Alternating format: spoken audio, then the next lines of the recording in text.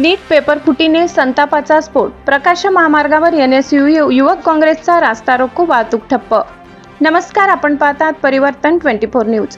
देशभरात गाजत असलेल्या नीट 2026 पेपर फुटी प्रकरणाविरोधात नंदुरबार जिल्ह्यातील प्रकाशा येथे विद्यार्थ्यांच्या न्यायासाठी तीव्र आंदोलन छेडण्यात आले. NSUI आणि युवक काँग्रेसच्या वतीने प्रकाश महामार्गावर रास्ता रोको आंदोलन करत केंद्र सरकार आणि परीक्षा व्यवस्थेविरोधात जोरदार घोषणाबाजी करण्यात आली. 18 जून रोजी प्रकाशा तालुका शहादा येथे आयोजित आंदोलनामुळे महामार्गावरील दोन्ही बाजूंची वाहतूक काही काळासाठी पूर्णपणे ठप्प झाली. नीट 2026 परीक्षा पेपर फुटीमुळे लाखो विद्यार्थ्यांच्या भवितव्याशी खेळ झाल्याचा आरोप करत आंदोलकांनी सरकारविरोधात संताप व्यक्त केला. आंदोलनकर्त्यांनी प्रमुख 4 मागण्या प्रशासनासमोर मांडल्या.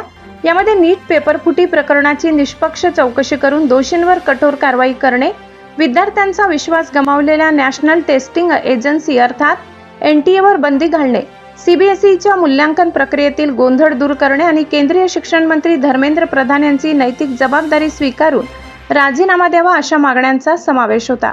या आंदोलनाचे नेतृत्व NSUI आणि युवक काँग्रेसच्या पदाधिकाऱ्यांनी केले. निलेश पाटील, राहुल पटले, सागर पावरा, राकेश पावरा, राहुल वडवी, गौतम वडवी, महेंद्र वडवी, विजय पावरा, देवेंद्र पावरा, विशाल पावरा, भरत पावरा, सचिन पावरा, शीतल तडवी, पायल, अनिल, अरुण सागर यांच्यासह मोठ्या संख्येने विद्यार्थी आणि कार्यकर्ते उपस्थित होते. परिस्थिती नियंत्रणात ठेवण्यासाठी पोलीस प्रशासनाने मोठा बंदोबस्त तैनात केला होता.